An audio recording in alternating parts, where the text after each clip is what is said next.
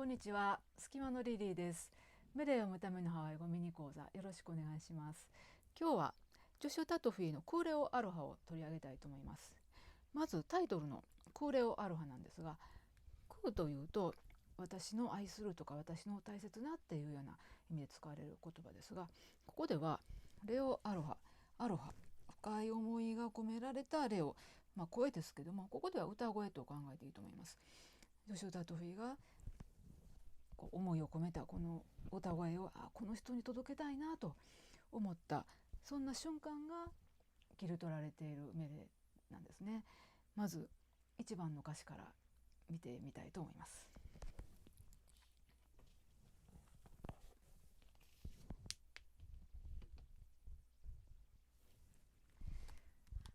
まず私の訳をご紹介したいと思います。熱い思いが不意によみがえってきたんだ。昨日の夜の君の素敵な姿のせいかな。君を思う心の揺らぎが押し寄せてきて、まるで永遠に続く波のように切なくて、こんな風に訳してみました。ハワイ語を見てみますと、ウプアエネイかハリアアロハ。ウプアエネイ、ここは動詞ですね。ウプっていうのは欲しいなとかいいなとか欲望なんて訳されることもあるんですけども、そういう求める気持ちが湧き上がってきた、そんな感じですね。あえっていうのは動きを表す時だと一歩少し前に進んだりする時に使われる言葉ですが、なのでふと瞬間に思いがふとせり上がるように現れてきた、そんな感じだと思います。そしてどんな思いだったのか、ハリアアロハ、いいなって感じがハリア、ふっと思い出された、向こうからふとその思いがやってくるような仕方である記憶が蘇ってきたっていう、そんな感じですね。何を思い出したのか。イコナにイカポーネ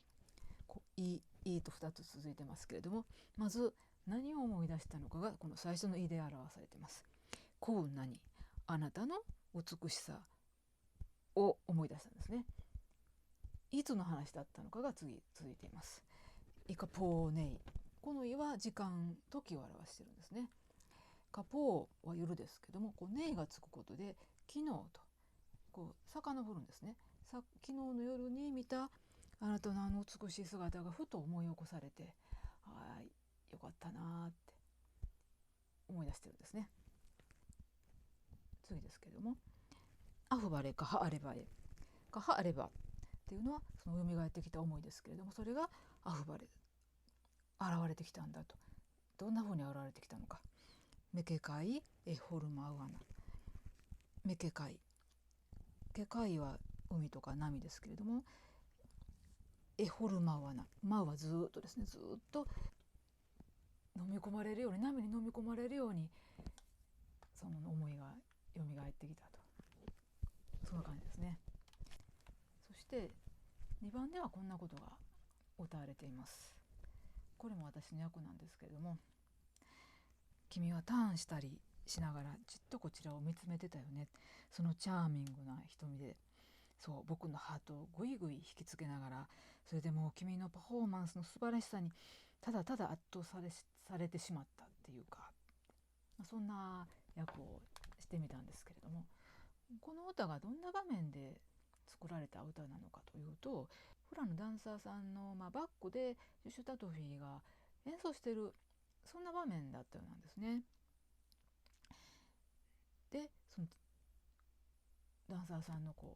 おそらくさっき波が寄せてを返すっていうのは、フラダンサーの動き、モーション、波のように続くモーションを表してるんじゃないかなと思うんですけれども、いいパフォーマンスだったなっていうのを思い出しながら、自分の歌声がその彼女の踊りと一体になってですね、素晴らしい瞬間がクリエイトされるような、そういう場面が思い起こされる、そんな歌だなと思います。今日は2番の歌詞はご紹介しなかったんですけれども、ズーム講座ではハワイ語を全部こう細かく読んでみてですね、この歌が生まれた瞬間を想像しながらメレを味わってみたいなと思っています。